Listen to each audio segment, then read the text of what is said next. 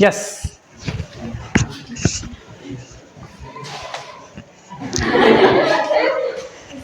अब देखो अपन पढ़ेंगे दो प्रतिबिंब रूपों में समान अनुपात में मिश्रण का ध्रुवण गुणन शून्य होगा क्योंकि एक समयावयवी के द्वारा उत्पन्न गुणन को दूसरा समयावयवी निरस्त कर देगा।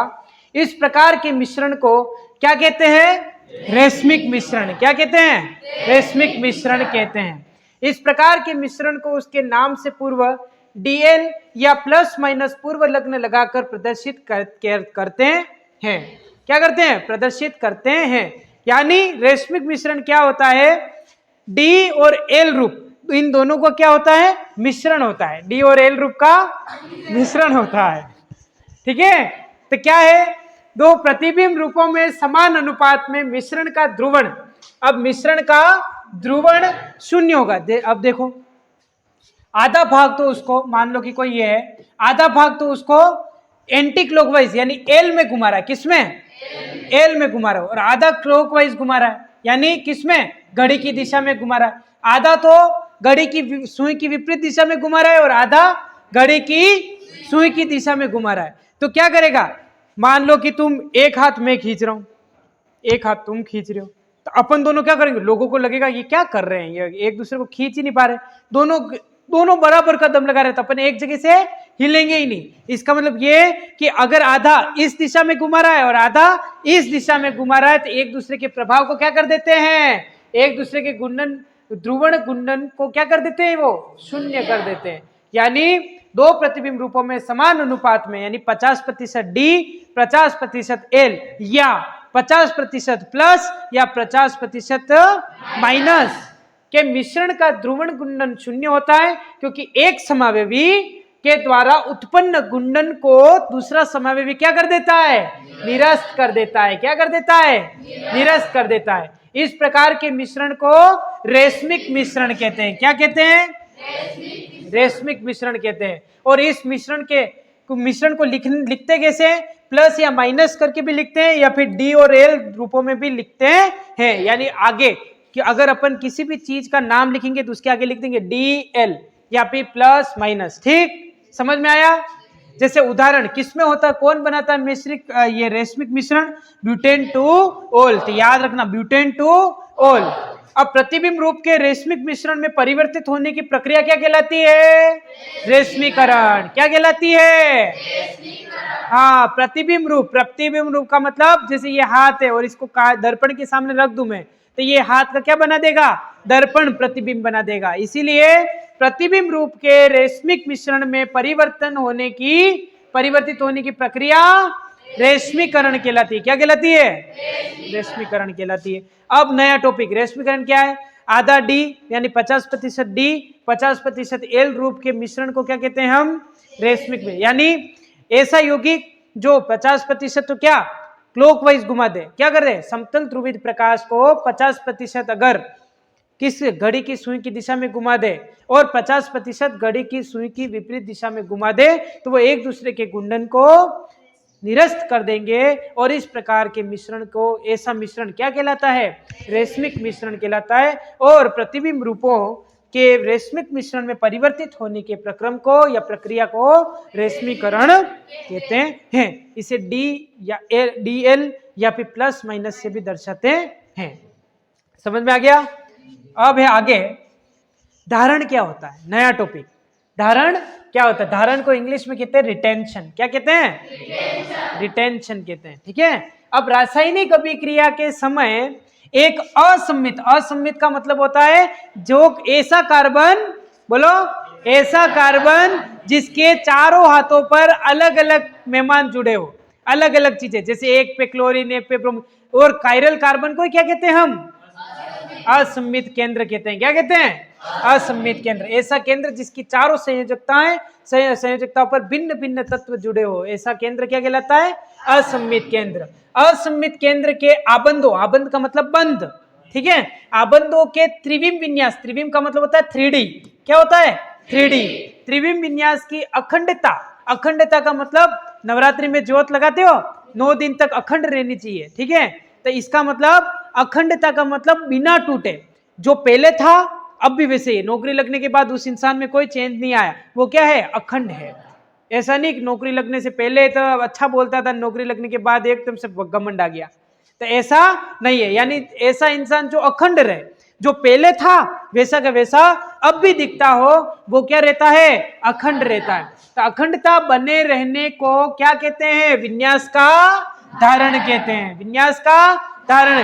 तो मेरे साथ एक बार बोलेंगे, रासायनिक अभिक्रिया के समय एक असममित केंद्र के आबंधों के त्रिविम विन्यास की अखंडता बने रहने को विन्यास का धारण कहते हैं। धारण का मतलब जो पहले था अब भी वैसा ही है। अब इसको एग्जांपल से समझेंगे। देखो इधर एग्जांपल आ गया हमारे साथ। यदि हम HCl सांद्र हाइड्रोक्लोरिक अम्ल की क्रिया, किसके साथ, सांद्र हाइड्रोक्लोरिक अम्ल की क्रिया 2-मेथिल-ब्यूटेन-1-ओल के साथ करते हैं। ये आकृति क्या है, 2-मेथिल-ब्यूटेन-1-ओल है। ये देखो, ये 4 कार्बन है, 1 2 3 4। ये इधर क्या, कौन जुड़ रहा है, इधर कौन जुड़ रहा है, CH2 जुड़ रहा है, और इसके 1 नंबर पे कौन जुड़ रहा है, एल्कोहल जुड़ रहा है। तो इसका मतलब इस तरीके से ये चेन इस तरीके से बनेगी, और ये मेथिल समूह इसके बाहर आ गया, ठीक है। तो क्या होगा, 2 नंबर पे मेथिल जुड़ रहा है, 2 मेथिल, फिर ब्यूटेन और 1 नंबर पे ओल जुड़ रहा है। तो अब इसकी अभिक्रिया किसकी, 2-मेथिल-ब्यूटेन-1-ओल, और कैसा रूप है, एल रूप है। कैसा रूप है, माइनस वाला रूप है, ठीक है। अब माइनस वाला रूप है, उसके साथ सांद्र हाइड्रोक्लोरिक अम्ल की क्रिया करवाई तो ClOH की जगह आ जाएगा और OH Cl की जगह आ जाएगा, ठीक है। यानी आयन का क्या हो जाएगा, विनिमय हो जाएगा। अब Cl इधर आ गया, तो ये आकृति बन गई। क्या आकृति बनी बताओ, क्या आकृति बनी बताओ, क्या आकृति बनी बताओ, सही ढंग से बताओ यार। यह आकृति बनी है हमारे पास, क्या, कौन आ गया इस बार, 1, ये पूरी आकृति चेंज हो गई। क्या हो गई, ये चेंज हो गई, 2 मेथिल, उसके बाद 1 क्लोरो आएगा, तो 1 क्लोरो पहले आ जाएगा। इसको मैं वापस लिख देता हूं, हो गई ना गड़बड़।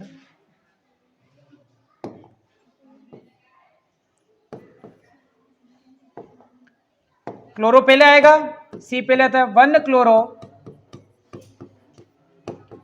2 मेथिल, और क्या आ जाएगा, ब्यूटेन। क्या आ जाएगा, ब्यूटेन, ये नाम है इसका, 1 क्लोरो 2 मेथिल ब्यूटेन। इसका देखो, 1 पे तो क्लोरो जुड़ा हुआ है, 2 पे मेथिल जुड़ा हुआ है, और ब्यूटेन संरचना है, ठीक है। अब देखो, 2-मेथिल-ब्यूटेन-1-ओल से एल्कोहल से किस में आ गए अपन, हेलो एल्केन में आ गए, यानी क्लोरो जुड़ गया, तो 1 क्लोरो 2 मेथिल ब्यूटेन बन गया है। अब देखो, जिधर OH है ना, जिधर से OH हटा है उधर ही साइड में कौन जुड़ा है, Cl आके जुड़ा है। इसका मतलब जैसा ये पहले दिखता था अब भी वैसा ही दिख रहा है, यानी पहले जैसा था अब भी उसी साइड में जुड़ा है। तो इसका मतलब ये क्या है, धारण करता है। क्या है, इस विन्यास को क्या कहते हैं, हम धारण कहते हैं। क्या कहते हैं, यानी पहले जैसा था अब भी उसी साइड में, जहां से OH हटा है उसी साइड में Cl जुड़ा है, इसीलिए इसको हम क्या कहेंगे, धारण, विन्यास का धारण कहेंगे। सबको समझ में आ गया, यानी जिधर से ये हटा है उधर से आके अगर ये जुड़ेगा, जिधर से ये हटा है उधर ही आके ये अगर जुड़ेगा, तो इसको हम विन्यास का धारण कहते हैं। समझ में आ गया। नेक्स्ट टॉपिक, नेक्स्ट क्या है, अब देखना ध्यान से। उससे पहले एक ये प्रतिलोमन क्या होता है, प्रतिलोमन, धारण देख लिया।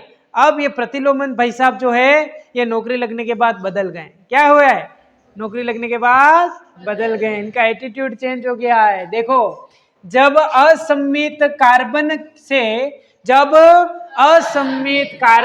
से जुड़ा कोई बंध टूटता है, जुड़ा कोई बंध टूटता है, तो नया अभिकारक कार्बन के प्रतिलोम में जाकर जुड़ता है। यानी कार्बन से जहां से वो बंध टूटा है ना, वहां नहीं जुड़ेगा, उसके उल्टे में जाके जुड़ेगा, ठीक है।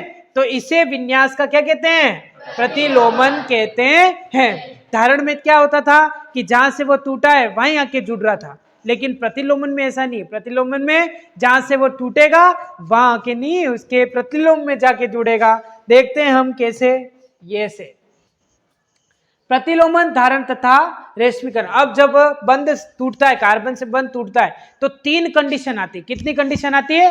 3 कंडीशन। एक पहली कंडीशन ये है कि जहां से टूटा है वहीं जाके जुड़ जाए। दूसरी कंडीशन, जहां से टूटा है वहां नहीं जुड़े। तीसरी कंडीशन रेशमीकरण की कंडीशन। कौन सी? रेशमी की। तीसरी कंडीशन कौन सी है? रेशमीकरण, यानी धारण भी हो जाए और प्रतिलोम भी हो जाए। तो चलो, प्रतिलोमन, धारण तथा रेशमीकरण। अब देखो, ये वाला तत्व है हमारे पास, ये इसका क्या नाम है? क्या नाम है इसका? Methane beauty. वही है वो मिथाइल वाला 1 क्लोरो, वो था ना, अभी देखा हमने। तो ये यही है। अब इस संरचना में देखना, इस संरचना में इसकी अभिक्रिया किसके साथ करवाई? वाय के साथ। किसके साथ? वाय के साथ। अब वाय कहां जुड़ेगा? देखना, वाय किसको हटाएगा? एक्स को, और वाय वहीं जुड़ेगा। लेकिन अब देखना, यहां से जैसे ही एक्स हटेगा, कौन हटेगा? एक्स हटेगा। अब एक्स हटेगा तो सबसे पहले इधर देखो, अगर एक्स हटा, जहां से एक्स हटा है वहीं आके वाय अगर जुड़ जाता है तो यह संरचना प्राप्त होगी ना, क वाली प्राप्त होगी। जहां से देखो एक्स भी इधर ही है, एक्स भी इधर ही है, और जहां से एक्स हटा और वहीं आके कौन जुड़ गया? वाई जुड़ गया। इसका मतलब ये क्या कर रहा है? धारण कर रहा है। क्या कर रहा है? यानी जहां से हटा है एक्स, वहीं आके कौन जुड़ गया? वाई। इसका मतलब कि क्या कर रहा है? धारण कर रहा है। क्या कर रहा है? धारण कर रहा है। लेकिन अगर जहां एक्स से एक्स वहां से हटा और एक्स के जस्ट इस तरीके से इसको घुमा दिया, क्या कर दिया? घुमा दिया, और घुमाने के बाद प्रतिलोम में जाकर जुड़ रहा है। देखो, एक्स की साइड इधर है लेकिन वाई किधर जुड़ रहा है? इधर जुड़ रहा है। एक्स की साइड इधर है लेकिन वाई किधर जुड़ रहा है? इधर जुड़ रहा है। इसका मतलब ये क्या है? प्रतिलोम है। क्या है? प्रतिलोमन है। क्या है? प्रतिलोमन है। क्या है? आपकी बुक में भी लिख रखा है, यदि केवल यौगिक क प्राप्त हो तो इसे विन्यास का धारण कहते हैं, और यदि ख प्राप्त हो तो इसे विन्यास का प्रतिलोमन कहते हैं। और यदि दोनों यौगिक क तथा ख, दोनों यौगिक क तथा ख का मिश्रण 50-50 के अनुपात में प्राप्त होता है, यानी 50% धारण और 50% प्रतिलोमन प्राप्त होता है, तो इस प्रक्रिया को रेशमीकरण कहते हैं। तथा उत्पाद ध्रुवण गुणक नहीं होगा, क्योंकि एक समावेशी समतल ध्रुवित प्रकाश को दूसरे से विपरीत दिशा में गुणित करेगा, यानी एक दूसरे के प्रभाव को समाप्त कर देगा। तो ये क्या हो गया? रेशमीकरण हो गया। यहाँ क्या हो गया? रेशमीकरण। समझ में आया? पक्की बात? तो पहली बात क्या पढ़ी हमने? वापिस आ जाओ। पहली बात,